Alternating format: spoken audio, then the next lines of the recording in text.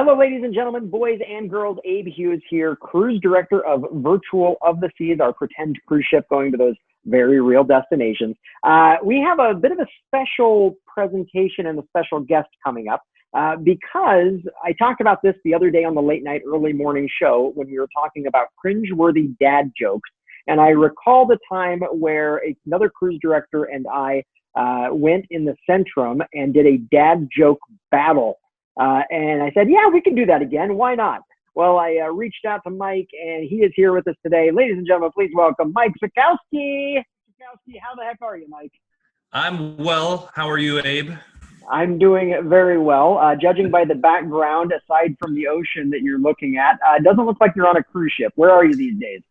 No, I'm back home outside of Toronto, Canada. Just enjoying the weather, which is finally starting to turn. Today was glorious. It was 20 and sunny, and 20 Celsius, I guess, would be around 72 for you down south of the border. It was beautiful. Played a round of golf this morning, and that's kind of how I've been keeping my time up between that and my home gym, just trying to keep that mind and body healthy and ready to go.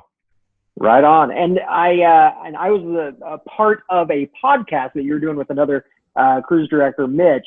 Tell us a little bit about that for those that did not see the episode that we did, or kind of what you've been doing to pass the time, if you will. Yeah, first off, that video that you and I and Mitch did is the most watched of all of our 6 podcasts so far on YouTube, and is the most downloaded on all of the venues that we're using, whether it's Spotify or Apple Music. It's called the Cruise Life Experience, and we just sit down with a guest each episode, and we kind of, it's like you say, pass the time, but kind of keep the positivity going, because we know we will be back. It's just a matter of when. And in the meantime, we thought we'd share with you some insight on what it's like to be a crew member or an entertainer on board the cruise ships, and bring some positivity, because boy, we need it in this world right now. Yeah, it was really a lot of fun to do. And when you all invited me on, first of all, I was happy to be part of it, but also really didn't know what to expect. And we filmed it or recorded it, and it was just really a lot of fun talking about cruising. And a lot of people, I think the feedback that I got, at least through the comment section that I received on my Facebook page, along with what I saw elsewhere, it's like just a good insight of the mindset of cruise directors and just cruising in general, because obviously cruising, working on board a ship is much different than sailing as a guest. And it was just some fun insight. We had some fun guests along the way, so you can find that. And of course, through YouTube. Yeah, just Cruise Life Podcast. What is it? Cruise Life Experience is the name. And just tagging on to what you said, and I know you will agree with this 100%. I read this in a message board the other day. People who are not a part of the cruise industry, who are not a crew member, who are watching this right now, I will tell you that if you have the opportunity to hire somebody who has worked on a cruise ship, you are probably hiring the person who has the most work ethic and hardest working person you could hire. And if that's a teetering point and you're looking at 2 resumes, go with the person from the cruise industry, because they work hard. Absolutely. And on vacation, you simply go golfing every single day. I get up at 6 a.m. every morning. I'm working out. I've got a home gym. I've got dumbbells. I've got benches. I've got another apparatus coming. So I hit the gym in the morning, go golfing, come back, play a little Call of Duty, and then prepare for these podcasts that we're doing. So it's busy, but it's a good busy. Awesome. Good stuff. Well, why are we here today? Okay. I sent you a message on Facebook. I do my late night, early morning show every night, just Facebook Live. We got a big following. Somebody brought up the fact that there was dad jokes. I'm a dad, and yep. Those cringe-worthy jokes. And I think the definition of a dad joke is basically a joke that would make someone just react with, oh, dad, like a corny joke that only dads would tell. And of course, it's pretty much what you did on stage every night, right? When you were cruise director? Yeah, pretty much. I didn't even need to be a dad in that case. Cringe-worthy jokes. Thanks. Appreciate that. And I recall it was, and we've worked together several times over the years, and it was 2016, 17, somewhere in there, on board Brilliance of the Seas. We were doing a handover, and we were on board the ship, and And you had this idea of doing a dad joke battle where in the Centrum, we sat face to face. The whole crowd was around us and we told each other jokes, but we had to try and keep a straight face. And if you crack or somebody laughs telling the joke, basically the other person gets a point essentially.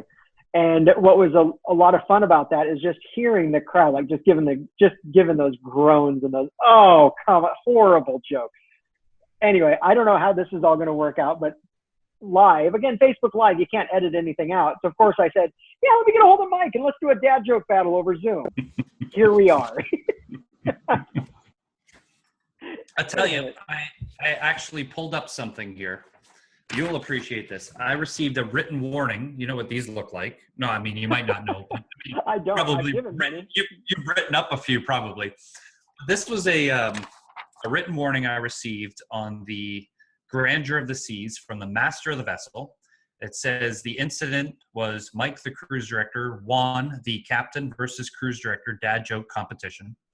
It said actions to be taken. Number 1, stop being funny. Number 2, show some respect to your elders. And number 3, laugh at the captain's jokes. So signed by everybody. So I've kept this. So you continued to do the dad joke battle, but you did it with the captain on Grandeur? It was so good. Captain Thor from Iceland. Monster of a man, 6'5", but had a voice of a 14-year-old guy going through puberty. You could not laugh at his jokes because just the accent and the demeanor. And then it's like you said, when we did it on Brilliance, it was on a whim. It's like, and that's how some of the best we didn't even ideas. Put it in the compass. No, it was just, we just showed up in between shows, boom. But we would have 400, 500, 600 people just come and watch and just like have a good couple laughs. And you would see the husbands looking at the wives and going, and back and forth. And, you know, it was good fun. All right. So, all right, let's go ahead and get this started. So the idea is I tell you a joke, you tell me a joke, can't laugh. Hopefully people that are actually watching this will laugh a little bit or just moan and groan right along with it. So I'd like to, if you don't, go ahead. I was just going to say, I know we're in some pretty dark times around the world. And before we start, I just wanted to give a kind of a moment of inspiration. I'm going to do this dad joke battle with you for my Korean friend who passed away due to coronavirus. He was so young. I'm sorry. Sue Young, really? He was so young. So you started it off. See, I was going to start things off with a coronavirus joke, but you'll have to wait 2 weeks to see if you get it. Ah, good. I told my girlfriend that she drew her eyebrows on too high. She seems surprised.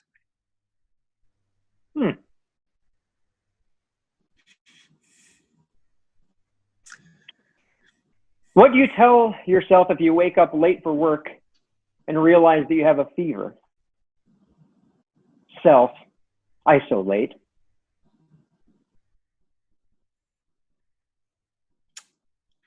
A woman is on trial for beating her husband with a guitar. The judge asked, first offender? She goes, no, first to Gibson, then offender. You know, there seems to be a baby boom happening in 2020. So you want to know what's going to happen in 2033? A lot of quarantines. See, that is the groan-worthy joke. I appreciate that. My wife and kids are leaving me because of my obsession with horse racing. And they're off.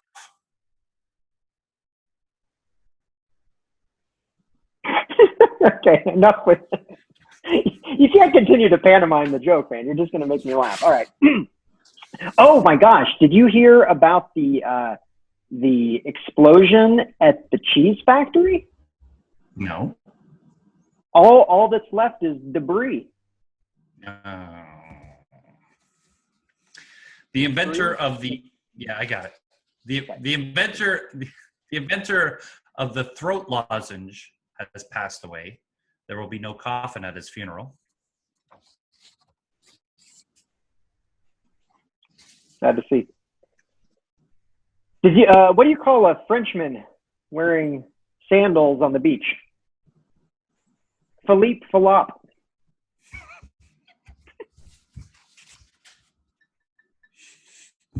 All I think is waka waka. I left my Adderall in my Ford Fiesta. It's now a Ford Focus. That'll do it. That'll do it. How does Moses make his coffee? He brews it. My girlfriend says I'm terrible at fixing appliances. She's in for a shock. Because it's because you rewired it wrong and in a shocker. I get that. How many people live in Brazil? Mm-hmm. It's like a Brazilian.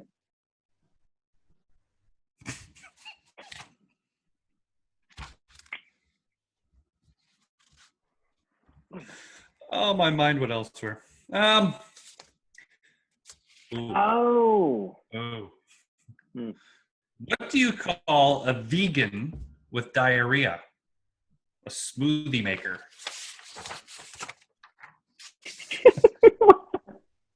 I don't even know what that means, but it's really kind of gross. Cool. Do you know what ET is short for? No. He's got tiny legs.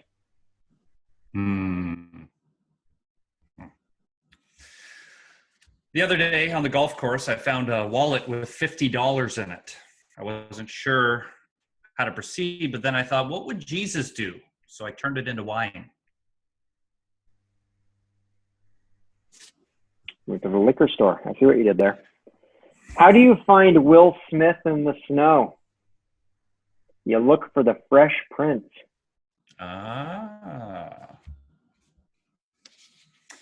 The therapist asked my girlfriend why she wanted to end our relationship, and she said she hated all the consistent Star Wars puns. I looked at the therapist and said, "May divorce be with you." Which doesn't make sense because she's my girlfriend. Yeah. What's red? What's red and smells like white paint? Red paint. These are terrible. Truly terrible. When my girlfriend told me to stop impersonating a flamingo, I just had to put my foot down. Because they stand on one leg. I see what you did there. Yeah. Do you know why the old lady fell in the well? No. She didn't see that well. Oh. This might be one of my favorite old dad jokes. Mm-hmm. What does Bruce Lee order from Burger King? A Whopper! Whopper!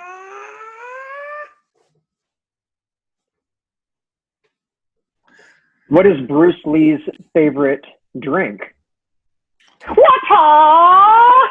Water! Water! I told this joke on stage in front of a prince from Dubai. What is the difference between people from Dubai and the people from Abu Dhabi? The people from Dubai don't like the Flintstones, but people from Abu Dhabi do. You just went there? I actually did that on the symphony, and they all laughed. It was great. Great. I stayed up all night wondering where the sun had gone. Then it dawned on me. To whoever stole my copy of Microsoft Office, I will find you. You have my word. Mm.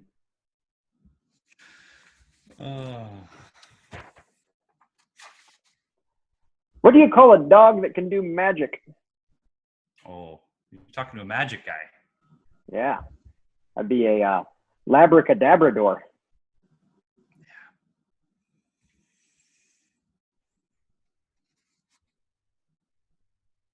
You know, I'm looking over this list and I'm wondering what's appropriate and what's not appropriate. I'm gonna pass on those ones. Tell you later. We only have time for a few dozen more. Oh, a few dozen more. To the man in the wheelchair who stole my camo jacket, you can hide, but you can't run.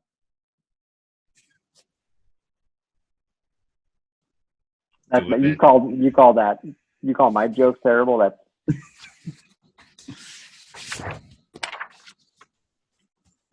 actually, you want to hear a joke about paper? Mm. It's terrible. Oh. Terrible. Yeah. A slice of apple pie is $2.75 in Jamaica. It's $3 in the Bahamas. And those Abe Hughes are the Pirates of the Caribbean. Mm. Mm. Digging deep there, Mike. Digging deep. Oh, you want to hear a joke about construction? Well, I'm still working on it. Ain't that the truth? Mm-hmm.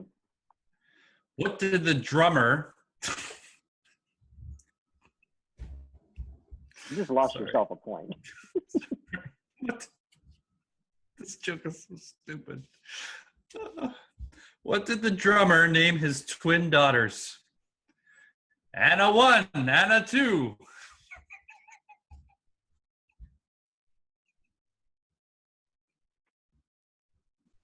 That makes you laugh? So stupid. Wow, that's Oh gosh. Anna 1, Anna 2. You know. Yeah, I got it, Mike. I got it. Because drummers, they say Anna 1, Anna 2, and the first name is Anna, and their middle name is 1, and middle name is... Oh, What is Forrest Gump's I'm laughing password? so hard. Hold on, I'm laughing so hard. Tears are running down my leg. Okay, go ahead. What is Forrest Gump's Gmail password? And a 1 and a 2. No, it's 1 Forrest 1. Oh. Still on the Anna 1, Anna 2? I got a new job this week because I'm out of work because of coronavirus. Got a new job this week as the senior director of Old McDonald's Farm. That's right. I'm the CIEIO. It's good, right? It's good. Yeah, that one I could probably use with my probably it's good. kids sometime. All right, that's all right. Time for a couple more here, Mike. And Okay. actually, you mentioned it a little earlier that they're in Canada.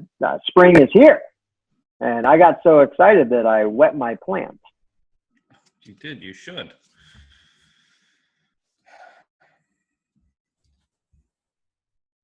What is the difference between snowmen and snowwomen? Snowballs.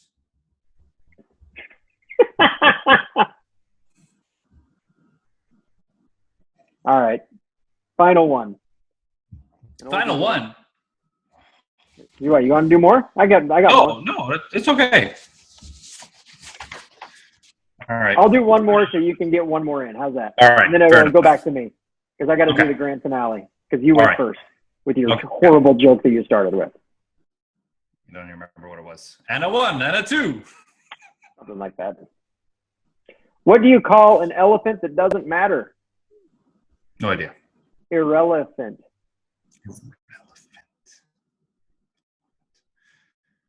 My final joke for the Abe Hughes versus Mike Swakowski dad joke battle via Facebook Live.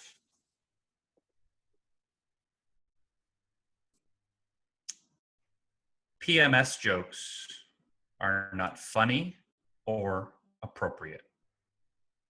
Period.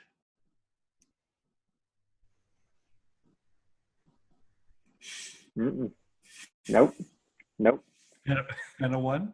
And a two? And a 1 and a 2. Two whales walk into a bar. First whale turns to the other whale and says, "Brrr.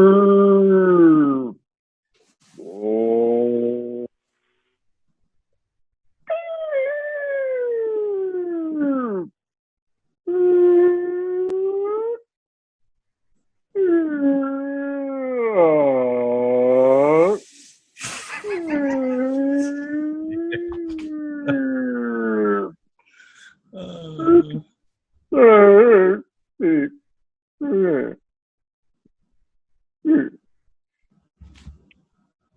And the second whale turns to the first whale and says, "Shut up, Larry, you're drunk again." It's a good one. I like that one. That's very good. That was always the joke.